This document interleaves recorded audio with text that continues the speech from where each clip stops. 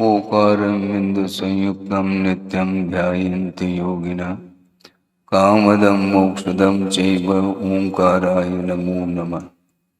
अविरल शब्द गणौग प्रक्षालित सकल भूतल कलंका मणिवीरपाशुतीर्था सरस्वतीर्तनो दुरितम् अज्ञानतिमिरान्धानां ज्ञानाञ्जनशलाकया चक्षुरुन्मीलितं येन तस्मै श्रीगुरुवे नमः। परम गुरुभ्यो नमः। परम्पराचार्य गुरुभ्यो नमः। सकल कलश विध्वंसकं श्रेयसां परिवर्धकं धर्म संबंधकं भव्य जीव मन प्रतिबोधकारकमिदं शास्त्रं श्री कार्तिकेयन प्रेक्षा नामधेयम्।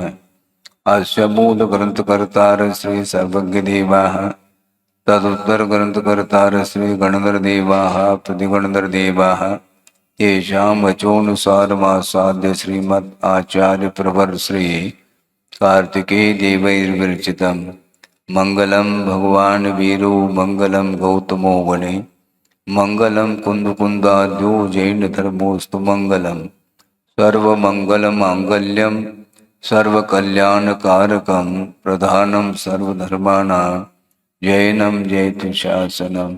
कोटिशतं द्वादशैव कोटो लक्षाणि शतैस्त्रिधिकानि चैव पञ्चाशदष्टौ च सहस्रसङ्ख्यमेतत् श्रुतं पञ्चपदं नमामि। अरहन्त भासयत्तं गणहरदेवे गन्तीयं सम्मं प्रणमामि भक्तियुक्तो सुज्ञानमहो वहिं शिरसा इच्छामि बन्ते सुधभक्ति कवसो गोदसालोचे अंग वंग पैनय पाउणय परियम सुत्त पड़मानु पूगई चूलिया केव सुत्त तुम कायम सैनिज कल मंचे में पूजे में वंदा में नमम सामि दुख कौ कम कौ मोहिलाओ सुगई गमनम समाय मरणम जनगुण संपत्ति ओदुमज्जम। अथ पौर्वाणिक स्वाध्याय वेलायाम श्रीमदाचार्य भक्ति कायो सर्गम करोमि।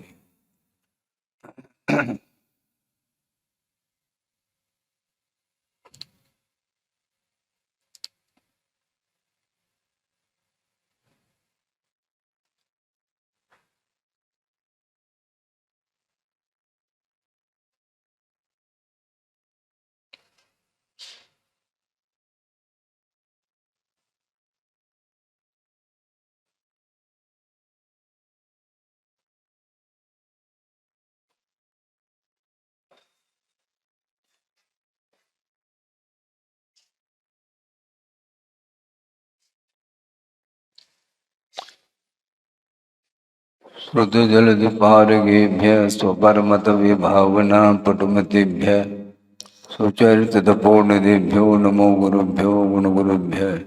छत्तीस गुण समज्ञे पंचमे आचार्य कर्ण संदर्शे शेषानुग कुशले धम्माहिरे सदा वंदे गुरुभक्ति संजमेन तरंत संसार सायरं घोरं चिन्हन्ति अट्टकम्मं जम्मन मरणं न पावेन्ति ये नित्यमृतमंत्रो निरता ध्यानाग्निहोत्राकुला षट्कर्मावृतास्तपोधनुदना साधुक्रिया साधव शीलप्रावरणा गुणप्रहरणा चन्द्रार्गतेजोदिकाः मोक्षद्वार्गपाठपाठनपुटाः प्रीणन्तु मां साधव गुरुव पान्तुनो नित्यं ज्ञानदर्शननायकाः चारित्राणुगम्भीरा मोक्षमार्गोपदेशकाः इच्छामि बन्ते आयुर्वत्ते कांसमुपदस्सालोचे सम्मनान समतर्जुत्तानं पंचम्याचाराणाम् आयुर्यानम् आयारादिनानुपदेशानं वज्झायानं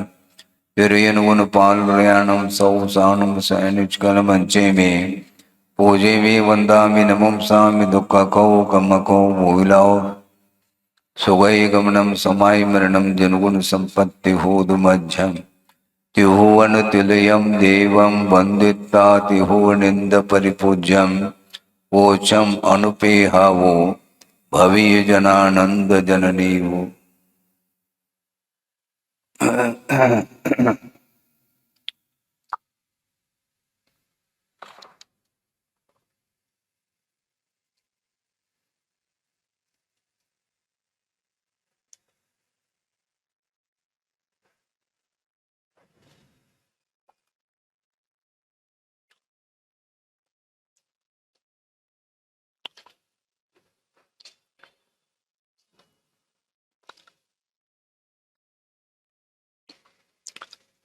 कर्म का आश्रव जो होता है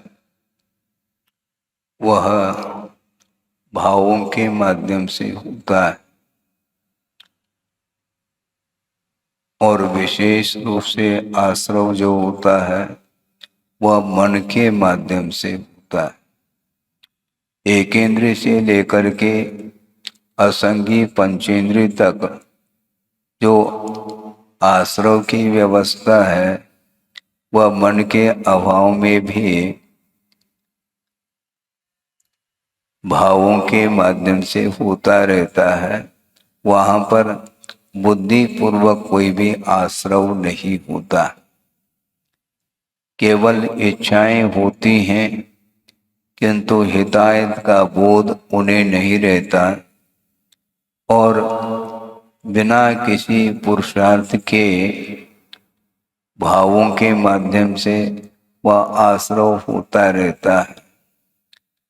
किंतु संगी पंचेंद्रिय जो होता है उनकी जो भी क्रियाएं होती हैं वे मन मूलक हुआ करती है।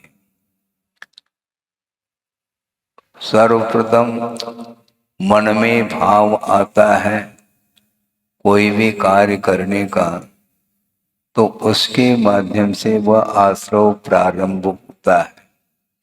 वह कार्य संपादित हो अथवा न हो ये अलग विषय है, किंतु परिणाम होते ही उसका कार्य प्रारंभ होता है। इसी को समारंभ बोलते हैं, फिर बाद में समारंभ होता है, फिर बाद में आरंभ होता है और वह प्लानिंग योजना बनाता है किसी कार्य को लेकर के और योजना जो ही प्रारंभ होती है वह कार्य प्रारंभ नहीं हुआ किंतु योजना भर चल रही है मन के माध्यम से, तो कार्य अभी पूर्ण क्या प्रारंभ ही नहीं हुआ, इसके बावजूद भी वह कर्म का आश्रव प्रारंभ होता है।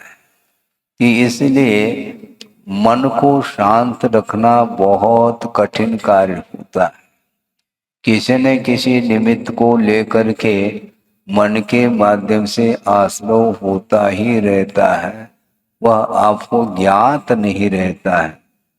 मन में विचार चलते ही रहते हैं किसी न किसी उद्देश्य को लेकर के और उसके माध्यम से जो कर्म का आश्रव हो रहा है वह बुद्धि का विषय नहीं बन पाता और इसी को आचार्यों ने अज्ञात भी कहा। अज्ञात का अर्थ बहुत स्पष्ट किया है। ज्ञात का अर्थ ये है कि बुद्धि पूर्वक मुझे ये करना है, इस प्रकार का जो भाव आता है वो तो ज्ञात के अंतर्गत आता है, किंतु अज्ञात का जो स्पष्टीकरण दिया है वह अपने आप में अद्भुत है। वह ये है कि मुझे ज्ञात नहीं है इसका नाम अज्ञात है, ऐसा नहीं है। मुझे ज्ञात नहीं है ये कार्य हुआ है, इसको अज्ञात की संज्ञा नहीं देते हैं आचार्य, क्योंकि आपको ज्ञात होता कब, जब संसारी प्राणी विषयों में डूबता है उसको ये भान नहीं रहता कि मैं क्या कर रहा हूं, तो इसको भी उन्होंने अज्ञात की कोटि में रखा है। हाँ, क्योंकि उन्मत्तता के कारण, मद के कारण बिना सोच विचार किए जो प्रवृत्ति की जाती है वह अज्ञात के कोटि में आता है। इसको अच्छे ढंग से समझ लेना चाहिए। हाँ, विषयों में लीन होता है वह सारा जो कार्य किया जा रहा है उसके द्वारा वह उसको ज्ञात नहीं। इसका अर्थ क्या, मेरे द्वारा ये करने योग्य है क्या नहीं करने योग्य है, इस ओर उसकी दृष्टि नहीं जा पा रही है और वह कार्य करता चला जा रहा है।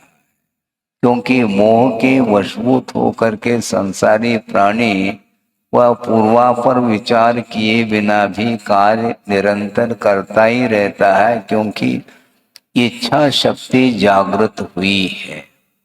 विषयों की ओर जब मन चला जाता है तो उस समय होश हवास नहीं रहता है। और फिर कार्य होने के बाद अरे मेरे द्वारा ये कार्य हुआ है, नहीं होना चाहिए था। अच्छा, जो होने के बाद कह रहा है ये मेरे द्वारा करने योग्य नहीं था, किया क्यों तुमने फिर? ये किसके द्वारा कार्य किया गया, हमें बताओ तो सही। हाँ, बाद में पश्चाताप होता है। ये पश्चाताप का अर्थ क्या है? बाद में संताप उत्पन्न होता है, इसका नाम पश्चाताप। ताप का अर्थ संताप होता है। कार्य करने के बाद वह संताप का अनुभव करता है। कार्य करने के पहले यदि जागृति होती तो इस प्रकार का अनर्थ घटित हो ही नहीं सकता। लेकिन यह सावधानी रह कैसे सकती है? विषयों से, वह विषयों के प्रति जब आसक्ति बढ़ती चली जाती है तो उस समय करने योग्य नहीं करने योग्य, हिताहित उचित अनुचित, इसका कोई भी उसे बोध नहीं होता। जबकि उसके पास मन है, मन होते हुए भी मन का उपयोग नहीं करता, वो करने नहीं देता। ये मोह का ये परिणाम है, मोह की ये प्रकृति, उसका यह स्वभाव है कि आपको हमेशा भुलाव में डालना, ये मोह का ही कार्य माना जाता और उस भुलाव में वह आ भी जाता है। फिर बाद में जो है ना, अनर्थ घटित होने के बाद फिर पश्चाताप की बात करता है।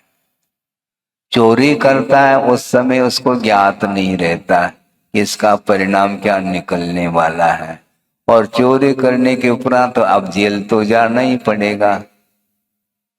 अब पश्चाताप करने से फायदा क्या है? पश्चाताप करने से फायदा क्या है? क्योंकि नहीं करने योग्य कार्य तुमने किया है तो उसके परिणाम से तुम डरते क्यों हो?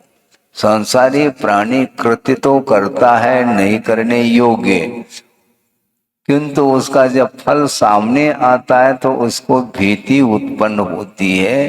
तो आचार्य कहते हैं इस प्रकार भीति होने से काम नहीं चलेगा, क्योंकि पाप भीरु होना चाहिए। उस समय पाप से तो भीति उत्पन्न नहीं हुई, और पापमय कार्य करने के बाद जब उसका फल सामने आता है उस समय क्यों डरते हो तुम? हैं? इस प्रकार डरने से कोई माफ करेंगे क्या तुम्हें? संभव नहीं। कर्म एक ऐसा तत्व है, वह निष्पक्ष रहता है, कोई वह पक्षपात करता ही नहीं।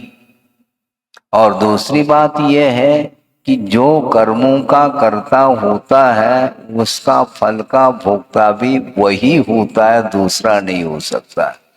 कर्म का कर्ता कोई दूसरा हो और उसके फल का भोक्ता कोई दूसरा हो, ऐसा संभव नहीं है। तो महाराज इस प्रकार तो देखने में तो आ रहा है, कार्य कोई कर रहा है उसका फल का भोक्ता कोई दूसरा हो रहा है? देखने में तो आता है। जैसे परिवार में कमाने वाला कोई है और खाने वाला वो कमा नहीं रहा है, तो उसका फल का भोक्ता तो हो गया महाराज। इस प्रकार आपके मन में ये विचार आ सकता है, पिताजी कमा रहे हैं और जो छोटा गोद का लड़का है वो न कमाता है न कुछ करता है, वह हाजिरी देता है, वो भोजन करता रहता है दिन भर, पता नहीं कितनी बार करता है। ये सारा सारा फल उसको कैसे मिल रहा है मुझे बताओ? आप कह सकते हैं, ये ध्यान रखो उसने भी पुण्य किया है अतीत में, तभी इस प्रकार की संयोजना हो रही है। उसका एकांत रूप से कोई भी पुण्य का उदय नहीं है और आपके द्वारा ही सब कुछ उसको मिल रहा है, ऐसा नहीं समझना चाहिए। चक्रवर्ती का पुण्य है, ठीक है, किंतु चक्रवर्ती के पुत्र का कोई पुण्य नहीं है, ऐसा थोड़ी कहा जा सकता है। यदि पुण्य नहीं है तो उस कुल में पैदा क्यों हो रहा है, ये भी तो सोचो। है? ये तो सोचो कम से कम।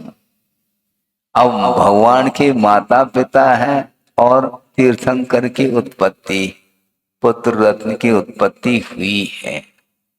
तीर्थंकर के माता पिता से भी ज्यादा पुण्य उस तीर्थंकर का है, तभी वहां पर जाकर के जन्म ले रहा है।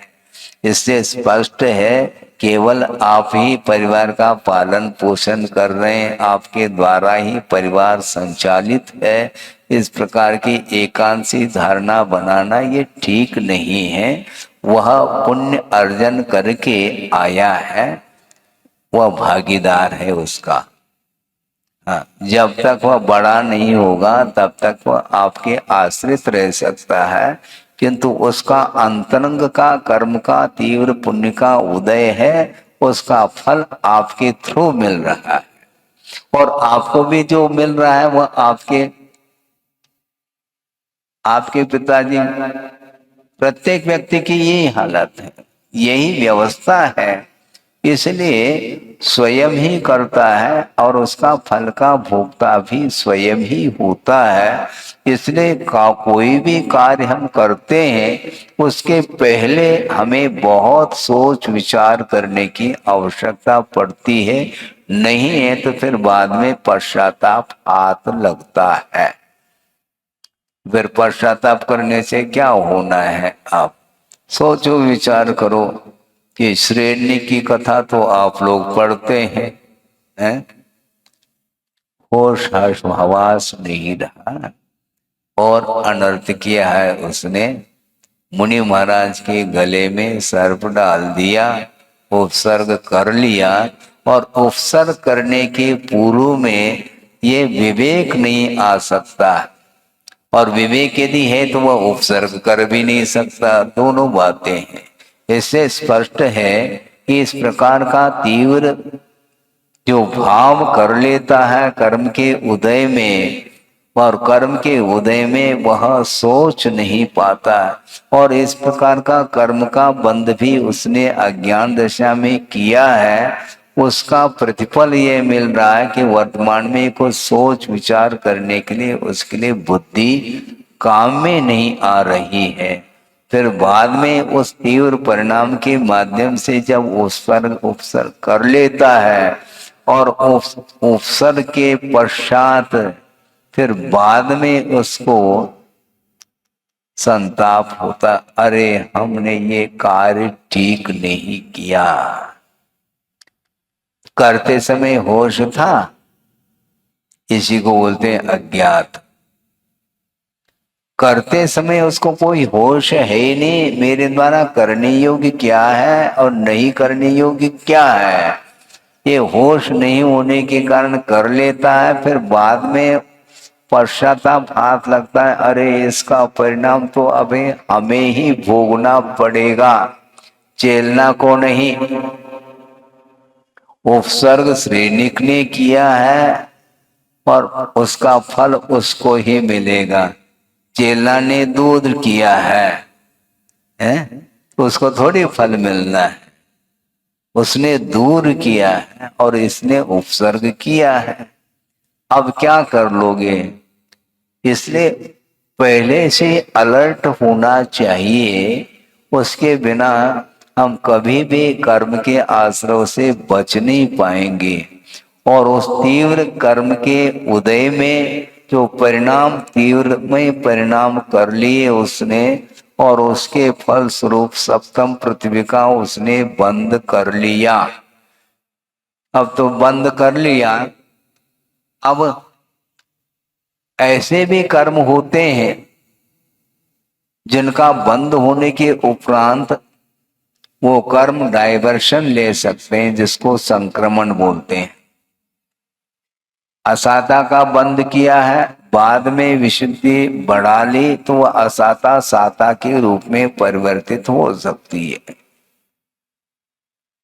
और साता का बंद किया था और बाद में किसी निमित्त से संश्लेष परिणाम हो गए तो साता असाता के रूप में डाइवर्शन ले सकता है, किंतु आयु कर्म में इस प्रकार डाइवर्शन संभव नहीं।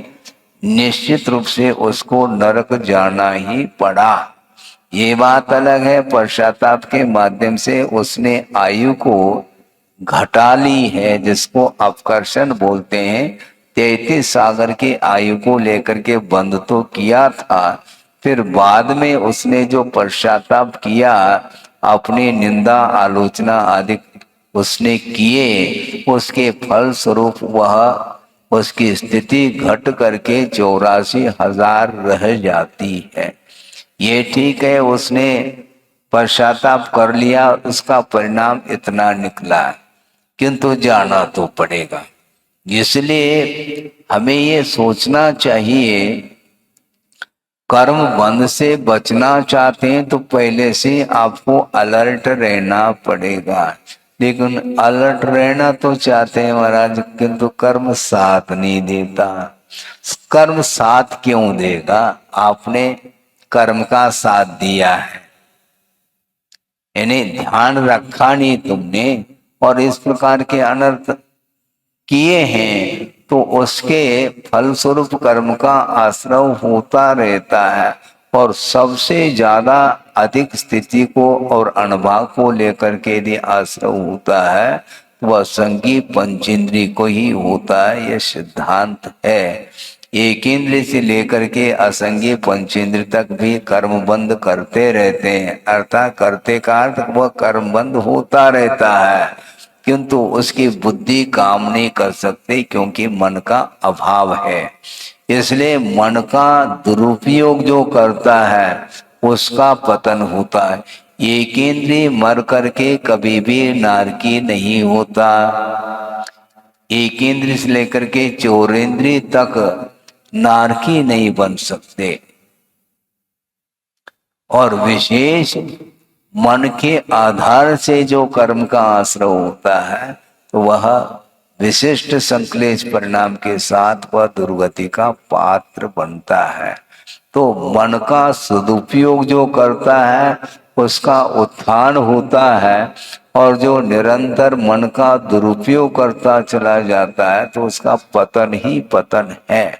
भले ही वर्तमान भाव में तत्काल उसका पतन हो अथवा न हो, किंतु कालांतर में जाकर के वह अपना कर्म फल देगा। और वो देता भी क्या है? परिणाम हमने किए हैं, बांधा हमने हैं, और वह उदय में आकर के चला जा रहा है। तो महाराज फिर कर्म बंद होने के उपरांत कोई गुंजाइश है कि नहीं कुछ आगे बढ़ने के लिए? आचार्य कहते हैं कि कर्म के उदय में आप यदि पुरुषार्थ करते हैं तो नवीन कर्म से आप बच पाएंगे।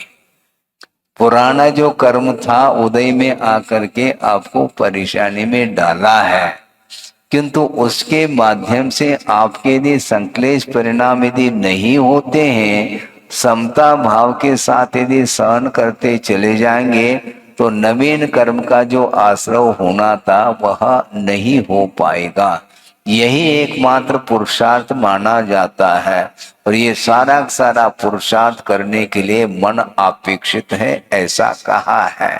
इसलिए संसार परिभ्रमण को रोकना है तो वह संगी पंचेंद्रिय ही रोक पाता है, दूसरे के वश की बात नहीं है। तो मन आपके पास मिला है, अपने आप मिला है क्या? संगी पंचेंद्रिय पर्याय को जिसने प्राप्त किया है उसने भी बहुत कुछ पुरुषार्थ किया है, और करके यदि वह संगीपनी को प्राप्त करता है तो वो सामग्री का यदि दुरुपयोग करता है तो निश्चित रूप से पुनः शिखर तक पहुंचने के उपरांत पैर फिसल जाएंगे, उसके पतन तो होना ही। अभी तो मनुष्य पर्याय मिली है, इसका सदुपयोग करिएगा। इसका सदुपयोग नहीं करेंगे तो निश्चित रूप से पुनः दुर्गति का पात्र बनना पड़ेगा। दुर्गति को प्राप्त करने के पहले यदि सावधानी के साथ हम चलते हैं तो निश्चित रूप से मन का सदुपयोग हो सकता है। मतलब मन के माध्यम से ही पतन है और मन के माध्यम से ही उत्थान आपका हो सकता है। इसलिए वस्तु तत्व के स्वरूप को जो जानता है वह हमेशा अलर्ट रहता है, बहुत सावधान रहता है वो, क्योंकि वस्तु स्वरूप की ओर उसकी दृष्टि हमेशा बनी रहती है। तो अनित्य भावना का ये वर्णन चल रहा है, आगे की कारिका आपके सामने है। पंते पहिय जनानम जह संजोवो हवे खनमित्तम बंधुजनानम च तहा संजोवो अद्धो होये। पंते पहिय जनानम जह संजोवो, मार्ग में कुछ पथिक लोगों का संयोग समागम हुआ है। आप चलते हैं मार्ग में और कुछ व्यक्तियों का समागम होता रहता है। वह समागम कुछ ही क्षण के लिए होता है, क्योंकि मान लो आपको बम्बई जाना है और किसी को दिल्ली जाना है तो मार्ग में समागम हो गया है।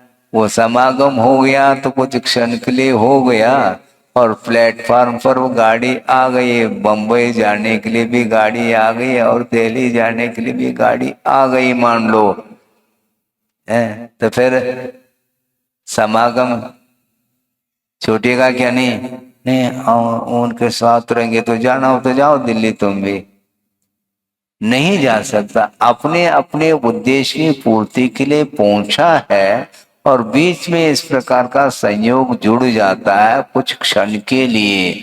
उसी प्रकार बंधुजनों का जो संयोग है वह ध्रुव नहीं, ऐसा कहा जा रहा है। ये बहुत कठिन होता है। ये माँ है, ये पिता है, ये भाई है, ये बहन है, ये पुत्र है, ये पिता है, ये पति है, ये पत्नी है, ये जितने भी बंधुजनों का जो संयोग हुआ है, तो संयोग हुआ है तो वह संयोग निश्चित रूप से वियोग के लिए कारण होगा। यह स्वरूप है। आप आंखों में आंसू लाओ या नहीं लाओ, इससे कोई भी प्रयोजन सिद्ध नहीं होना है। संयोग हुआ है तो वियोग होगा, इस प्रकार का बोध जिसे प्राप्त है तो वह कभी भी वियोग में दुख का अनुभव नहीं करता, दुखी नहीं होता, क्योंकि वस्तु तत्व उसके सामने आ रहा है, क्योंकि कुछ क्षण के लिए ही संयोग होता है। और संयोग मूला दुखे न, संयोग मूला एक कारिका आती है, संयोग मूला जीवेन प्राप्ता दुख परंपरा। हाँ, संयोग के माध्यम से ही इस जीव ने दुख को प्राप्त कर लिया। दुख की परंपरा के लिए यदि कोई कारण है तो उसमें संयोग है, और जिसको संयोग इष्ट है तो फिर ठीक है, फिर दुख से डरते क्यों हो? क्योंकि सुख का समागम होता है तो वह आनंदित रहता है, इसलिए संयोग को वह चाहता है, लेकिन उसका प्रतिफल आगे क्या निकलने वाला है ये उसे ज्ञात नहीं। भारी समस्या है। इसलिए सोच विचार करके संयोग को अपनाना चाहिए, बल्कि संयोग को अपनाना ही नहीं चाहिए, क्योंकि पहले कीचड़ में पैर डाल करके धोने की अपेक्षा उसमें प्रवेश करना ठीक नहीं, लेकिन ध्यान नहीं रहता। है, ध्यान रहता नहीं, बाद में देख लेंगे। बाद में क्या देख लोगे? बुरी तरह से जब फंस जाओगे तो उस समय भगवान याद आता है। फिर भगवान ऐसा कौन सा कर्म का उदय आया? उदय क्या, तुमने बांधा है तो उदय में तो आएगा, उसको कौन रोक सकता है? प्रवेश करने के पहले, गृहस्थ आश्रम में प्रवेश करने के पहले सोचते, वो सोचने में नहीं आता, क्योंकि वह अच्छा लगता है तो ठीक है, अच्छा लगता है, फिर बाद में उसका परिणाम तो बुरा निकलेगा। हाँ,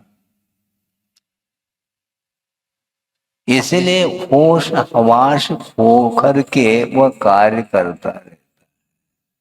एक किम्पाक फल होता है, वो देखने में बहुत सुहाना, लाल सुर्ख जैसे टमाटर हो या और कोई भी हो, इस प्रकार दिखता है वो देखने में, किंतु उसका स्वाद लेोगे तो बस स्वीट पॉइजन, मीठा जहर है वो। देखने में सुंदर दिख रहा है, उसका स्पर्श गुण भी अच्छा है, मुलायम है, और शुरुआत में वह मीठा भी लग सकता है, लेकिन परिणाम जो निकलेगा वह भयंकर निकलता है। उसी प्रकार ये पंचेंद्रिय के जो विषय हैं वे चखने में अच्छे लगते हैं, देखने में अच्छे लगते हैं, सूंघने में अच्छे लगते हैं, स्पर्श करने में भी अच्छा लगता है, और सुनने में भी अच्छा लगता है? सुनने में भी हाँ तसल्ली मिलती है? क्या बना है? हलवा पूड़ी। हाँ, देखा देखा नहीं अभी आपने, ना हलवा को देखा, ना पूड़ी को देखा, ना मिठाई को देखा, किंतु मिठाई बनी है ऐसा सुनते ही एक अलग लहर आती है मन में।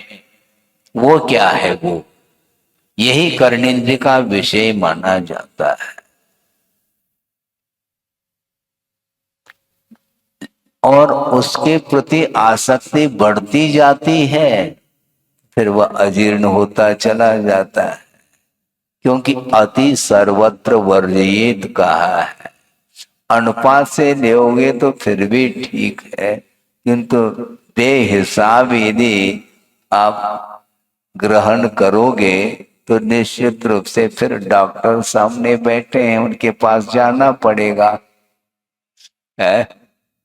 जाना ही पड़ेगा, क्योंकि लोभ के कारण ही इस प्रकार की दशा होती है संसारी प्राणी की। भूख लगी है, प्यास लगी है, बुझाना है, ठीक है, किंतु अनुपात से ले ना, नहीं, फिर सामने दिख जाए तो ऐसा लगता है कि पूरा ही पूरा ले लें, तो पूरा ले लो तो पूरी तरह से फिर डॉक्टर को सौंप दो अपने आप में, क्या करोगे? तो उस समय कुछ होश हवास नहीं रहता, इसी को अज्ञात बोलते हैं। अज्ञात का अर्थ यही होता है कि विवेक खो जाता है उस समय, इसको अज्ञात बोलते हैं। और जो विवेक रहता है तो वह सोचता है कि अपने लिए कितना ग्रहण करना, क्या करना, कौन सा लेना, कब लेना, ये सारा सारा विषय उसके सामने आता है। उसी प्रकार जितने भी सांसारिक कार्य होते हैं जो भयानक परिणाम को लिए हुए होते हैं, इसलिए जो विवेकशील व्यक्ति होता है वो पहले से ही वह उसका परिणाम उसके ध्यान में आता है, वह भूल करके भी उसको हाथ नहीं लगाता। हमें उस प्रकार का कार्य नहीं करना, किंतु विवेक जिसके पास नहीं है वह करता चला जाता। और विवेक कब आएगा महाराज? इसका कोई काल है? Time period? विवेक कब आ सकता है? 8 साल में विवेक आ सकता है, ध्यान रखो। और 80 साल में भी विवेक आ जाए कोई गारंटी नहीं। एक जीरो और लग गया 8 के सामने, फिर भी वो ऑटो में घूम रहा है? 80 साल का होने के उपरांत भी उसको घूमना पसंद है। और 8 साल का बालक है तो वह उसको विवेक जागृत। बड़ा आश्चर्य लगता है कि 8 साल की उम्र क्या होती है। खेलने वाला है, दौड़ना खेलना कूदना ये होता है। अभी उंगली पकड़ करके चलना सीख रहा है, इसके उपरांत भी उतनी उम्र में उसको वैराग्य हो जाता है। इसका अर्थ उसको विवेक जागृत हुआ है कि वस्तुतः यह संसार क्षणिक है। ये बंधु लोगों का जो समागम है वो ध्रुव नहीं। इसलिए 923 जो पुत्र हुए हैं निगोद से निकल करके चक्रवर्ती के पुत्र, और वह पुत्र जो है ना, हाँ, वो सोच रहे हैं मन में ये वैभव किस काम का है, और चक्री के साथ बात नहीं करना चाहते। कितना वैराग्य होगा उनका। जबरदस्त वैभव मिला है। उन जीवों ने 923 जीवों ने कोई पुरुषार्थ नहीं किया, क्योंकि निगोद से निकले हैं अथवा गिजाए पर्याय से ही वो चक्रवर्ती के पुत्र हुए हैं। उच्च गोत्र का उन्होंने बंद कब किया होगा? उच्च उच्च है मनुष्य आयु का बंद कब किया होगा? कब किया होगा? सब अबुद्धि पूर्वक ये सब हुआ है। उसने कोई पुरुषार्थ नहीं किया, किंतु परिणाम विचित्र है। तुम नाक रगड़ो नहीं मिलेगा, पापड़ बेल लो ऐसा बोलते हैं। हम पापड़ बेल रहे हैं, बहुत पुरुषार्थ किया जा रहा है, उसके बाद भी हम फल से वंचित हैं। और उसने कुछ भी पुरुषार्थ नहीं किया, किंतु ऑटोमेटिक वह उसको पर्याय मिल जाती है। और चक्रवर्ती षटखंड अधिपति है, और उसको वैराग्य अभी भी नहीं हो रहा है। और 8 साल का जो बालक है वो एक नहीं दो नहीं 923 हैं। और वो सोच रहे हैं ये संसार का स्वरूप क्या है। बंधु जनानम तहा संजोगो, ये बंधुओं का समागम ये ध्रुव नहीं है। ये चक्रवर्ती की संपदा, ये वैभव, ये सारा सारा क्षणिक है। इस प्रकार सोचने का भाव उसके अंदर कैसा आ रहा है। और इधर बार बार बार बार उपदेश देने के उपरांत भी वही चल रहा है। कल भी उपदेश सुना था, आज भी सुन रहे हैं, कल भी सुनेंगे। ये एक रूटीन सा है, किंतु उपदेश सुनने के उपरांत वैराग्य की बात मन में आनी चाहिए, नहीं आ पाता। मिलने के उपरांत भी छोड़ने का भाव, इसी को ज्ञानी का लक्षण बोलते हैं। नहीं मिलने पर छोड़ने की क्या बात है, मिलने के बावजूद भी उसको ग्रहण करने का भाव नहीं आना, यह ज्ञानी का लक्षण है। सम्यक दर्शन उत्पन्न हुआ है, उसका ज्ञान भी सम्यक है, किंतु कुंद कुंद स्वामी उसको ज्ञानी संज्ञा नहीं लेना चाहते हैं। क्योंकि जब तक असंयम की भूमिका में रहेगा, जब तक वह परिग्रह के साथ संबंध रखता है, उसको हम ज्ञानी नहीं कहना चाहते। आगम की दृष्टि से वह सम्यक दृष्टि हो सकता है, उस अपेक्षा से उसके पास सम्यक ज्ञान हो सकता है, किंतु वह श्रद्धानात्मक परिणति है, किंतु प्रयोग की ओर दृष्टि उसकी अभी भी नहीं जा रही। चक्रवर्ती सम्यक ज्ञानी है क्या? नहीं है, क्योंकि इच्छा एक सम्यक दृष्टि है। सम्यक दर्शन उत्पन्न होते ही ज्ञान सम्यक हो जाता है, ये सिद्धांत का विषय है। तो ऐसी स्थिति में उसके पास सम्यक ज्ञान है, किंतु अभी भी वंश मोर कह रहा है। 923 पुत्रों के लिए वैराग्य हो रहा है, हो चुका है, और चक्री के साथ वो बात नहीं करना चाहते हैं। इसके बाद भी चक्री को सोचना चाहिए था, है? पिताजी को सोचने में बात नहीं आ रही है, और पुत्र के मन में बात कैसे आने लगी? वो नादान है, आप कह सकते हैं पुत्र को नादान है, किंतु वह पुत्र सोचता है तुम नादान हो, इसलिए तुम्हारे साथ बात करने में कोई फायदा नहीं है, कोई लाभ नहीं है, इसलिए मौन रह जाते हैं। तो चक्रवर्ती को चिंता होती है कि गूंगे तो नहीं है, क्योंकि पुत्र की चिंता मुझे थी, काफी दिन से पुत्र नहीं हो रहा है, और पुत्र रत्न की प्राप्ति हो गई, और 923 पुत्र उत्पन्न हुए हैं। इसके बावजूद भी हमारे साथ कोई वार्ता नहीं, मामला क्या है?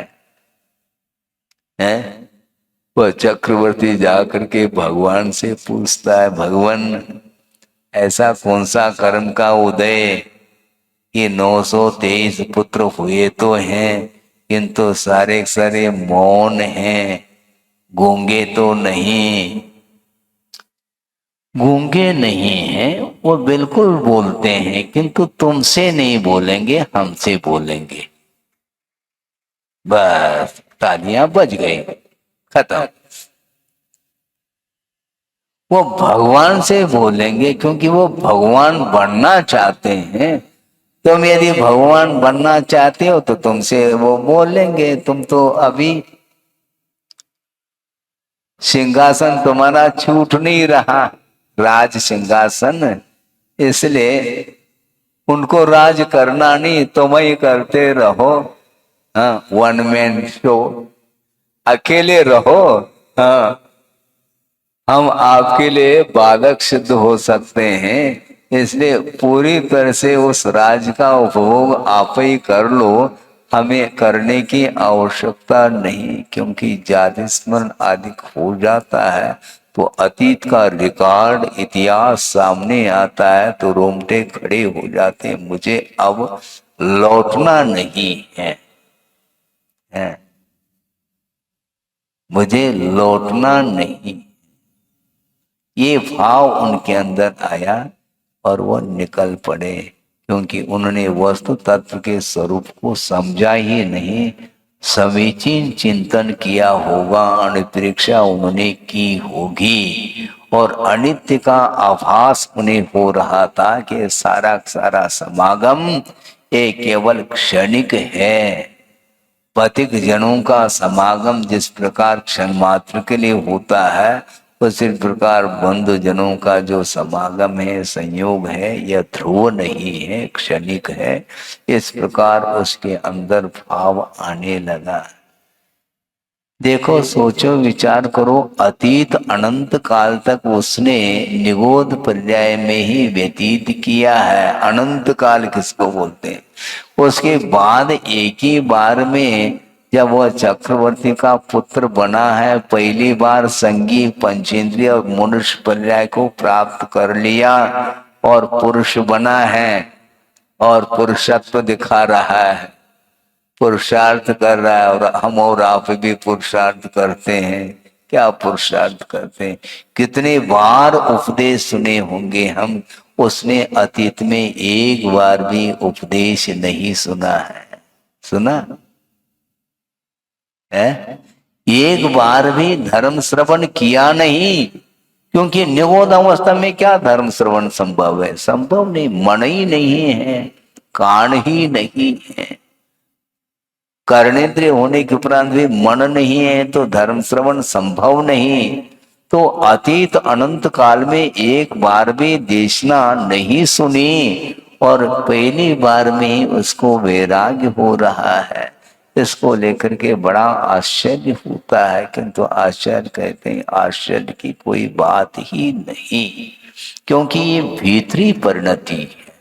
मन में एक बार बात आ गई कि वस्तुतः वस्तु का स्वरूप यही है, इस प्रकार बुद्धि का विषय जब भीतर से बन जाए, वो सही नहीं, ऊपर ऊपर से वैराग हो जाता है और क्षण भर में वैराग समाप्त हो जाता है। स्मशान वैराग के समान हो जाता है हमारा वैराग्य।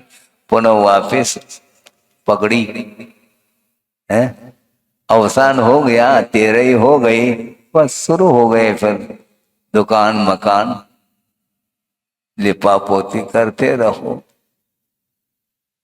भूल जाता है कहा तो वह रो रहा था वियोग के कारण, और उस वियोग को वह भूल रहा है और पुनः लग गया काम धंधे में।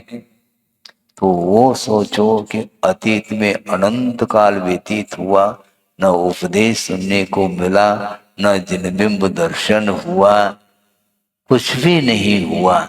इसके बाद भी वर्तमान में जो उन्हें जो वातावरण मिला है उसका सदुपयोग उसने किया।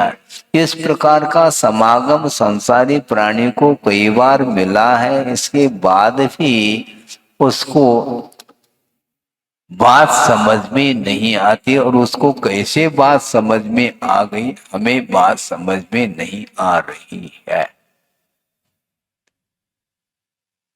और देख लेंगे कितना तीव्र वैराग्य होगा। सही वैराग्य वही मन, वस्तु स्वरूप का स्वरूप भी ज्ञात हो और फिर भी सम्यक ज्ञान उत्पन्न न हो, फिर भी वह चारित्र की ओर कदम न बढ़ाए, ऐसा संभव नहीं। किंतु सम्यक ज्ञानी, सम्यक दृष्टि, क्षायक सम्यक दृष्टि होने के बाद भी वह चक्री अभी भी समोसन से घर जा रहा है लौट करके, जैसे समोसन से भी कोई अच्छी चीज घर में मिल रही हो। क्या है? साक्षात प्रभु विराजमान है और उपदेश सुन भी लिया है और सम्यक दर्शन भी है उसके पास और क्षायिक है, इसके बाद भी मोह कहता है अभी लौट। मोह के कारण लौट रहा है, कोई लौटाने वाला कोई व्यक्ति नहीं वहां पर, ये ध्यान रखो। 8 साल का बालक तो समोसन में प्रवेश कर गया और लौटना नहीं चाहता, उसको किसने बोध दिया मुझे बताओ। अब हम पूछना चाहते हैं कि भगवान प्रेरक है क्या? नहीं, पुनः विषय उसको लाए हम हैं। चक्रवर्ती घर लौट रहा है तो भगवान भेज रहे हैं क्या? नहीं। भगवान ने बुलाया क्या 923 को? उत्तर देना है, प्रश्न मंच है। 923 जो पुत्र जो समोसन में गए हैं तो भगवान ने बुलाया क्या? नहीं। और चक्रवर्ती को घर भेजा है क्या? नहीं। कौन भेज रहा है, कौन बुला रहा है? कुछ नहीं। कौन प्रेरक है हमें बताओ। किंतु भगवान का दर्शन करते ही हम स्वयं प्रेरणा लेते हैं तो वह प्रेरक जैसे लगते हैं, वरना और कोई भी बात है ही नहीं।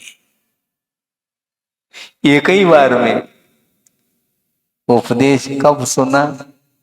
और 8 साल का, अभी उसने संसार को देखा ही नहीं। अनंत काल संसार में व्यतीत होते हुए भी सांसारिक सुख का लेश मात्र भी उसने अनुभव नहीं किया है, क्योंकि एक इंद्रिय आदिक में कहा सुख मुझे बताओ, है ही नहीं। और इसके बाद भी, और वह चक्रवर्ती का वैभव मुंह में पानी आना चाहिए, मुंह में पानी नहीं आ रहा, आंखों में पानी आ रहा है। वो सोच रहा है कि ये कौन सा संसार है, चलो जल्दी। वैराग्य होता है तो आंखों में आंसू आ जाते। वस्तुतः ये संसार का स्वरूप ठीक नहीं।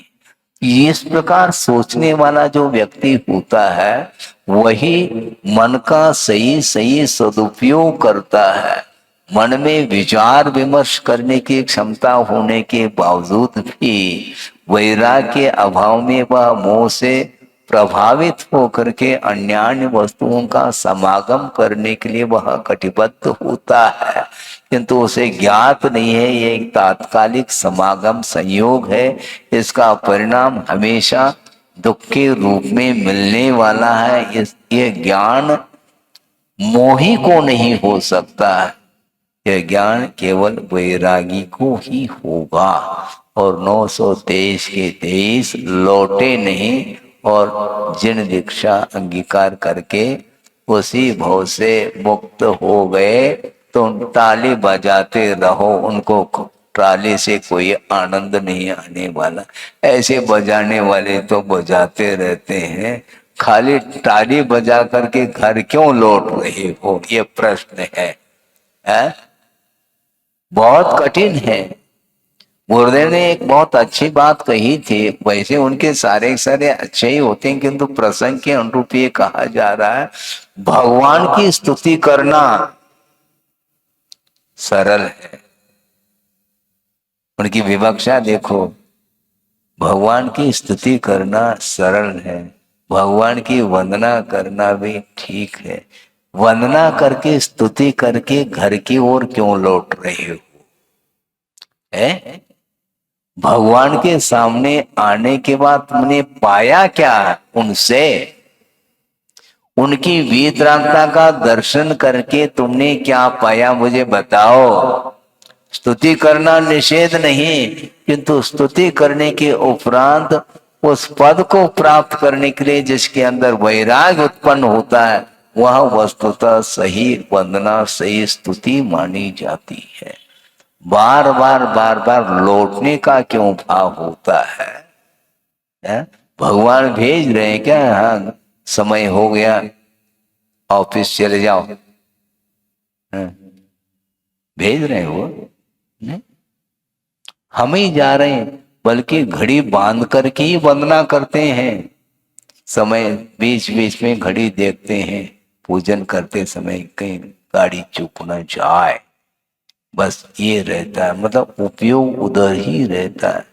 वस्तुतः वस्तु तत्व का स्वरूप जानने के लिए मात्र दर्शन करना पर्याप्त नहीं। ये नहीं समझना कि दर्शन करना व्यर्थ है, ऐसा नहीं कहा जा रहा है, ये अनेकांत है। ये तो समझना है देव गुरु शास्त्र के प्रति समर्पण भाव होना चाहिए, उनकी आराधना आप निरंतर करिएगा। इसके बाद भी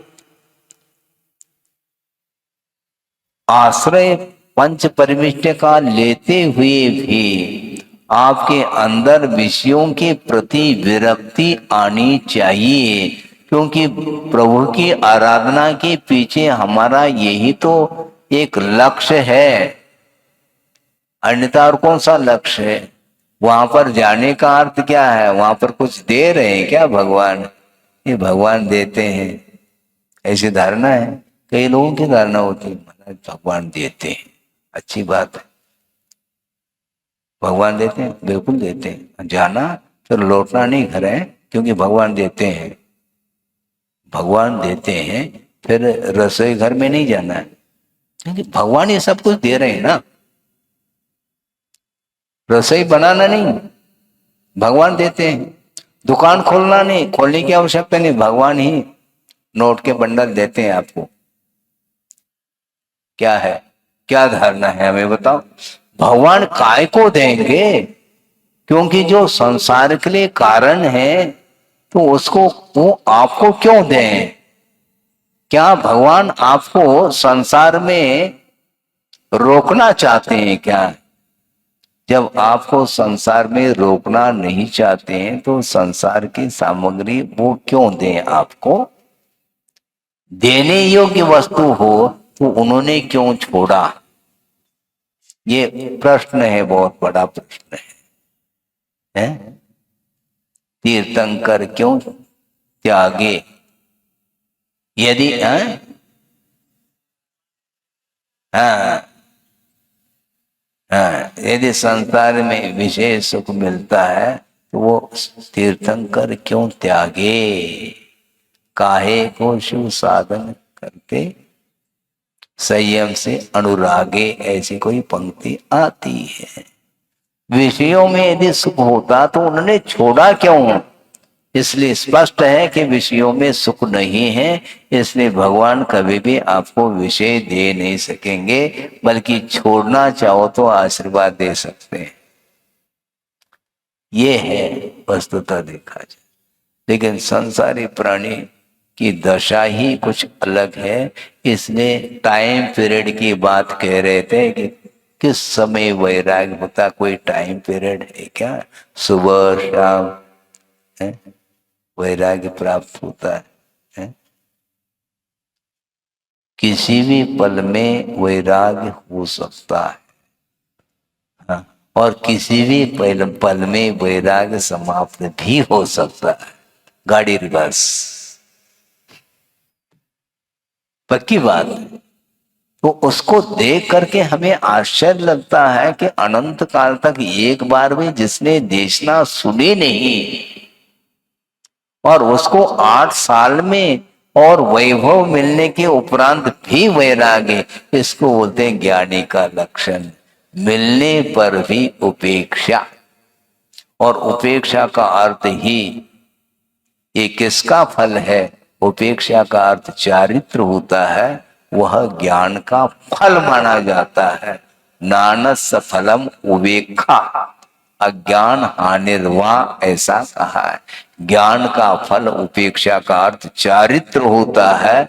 और 923 के 23 पे सम्यक दृष्टि निकले और ज्ञान उन्हें प्राप्त हुआ और वैभव उन्हें रुच नहीं रहा है, इसी को बोलते हैं ज्ञानी। और वहां जा करके जनलिंग को अंगीकार कर लेते हैं और उसी भाव से मोक्ष प्राप्त कर लेते हैं। ये किसका फल है? अनुप्रेक्षा का फल है। द्वादशान प्रेक्षा, अपने कार्तिकान प्रेक्षा का स्वाध्याय आप सुन रहे हैं। लगभग 15 दिन हो गए हैं। चातुर्मास में से 15 दिन निकल गए, कट गए। तो और क्या, 15 दिन कट गए।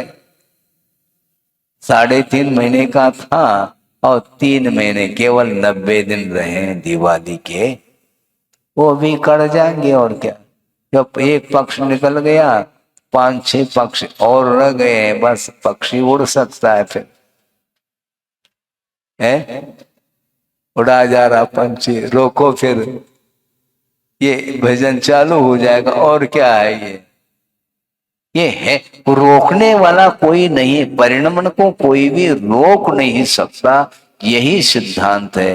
ये सिद्धांत यदि मान लो समझ में आ जाए, फिर वहां लौटना नहीं चाहेगा। क्या कर सकते हैं, होता ऐसा ही। हम सोचते कुछ और निकलता कुछ है।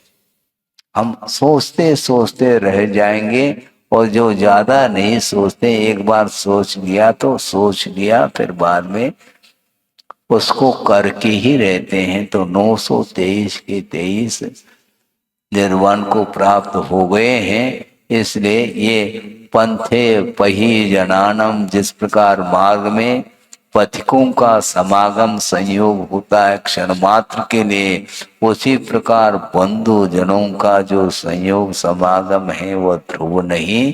यह सिद्धांत है। इस सर्व को समझते हुए हमें आगे और धर्म की ओर अग्रसर होना है। यदि हुए हैं, यदि सम्यक है ज्ञान, सम्यक ज्ञान है, तो उसकी रक्षा करिए और उसके माध्यम से ही हमारा उद्धार होने वाला है, भविष्य उज्जवल होने वाला है। इस भावना के साथ विषय को पूर्ण किया जाता है। बोधि समाधि परिणाम शुद्धि स्वात्मोपलब्धि शिव शोक सिद्धि चिंता मनिम चिंतित वस्तुदाने त्वां वंद मानस ममास्तु देवी। परम पूजाचार्य गुरुवर श्री विद्यासागर जी मुनि महाराज की जय।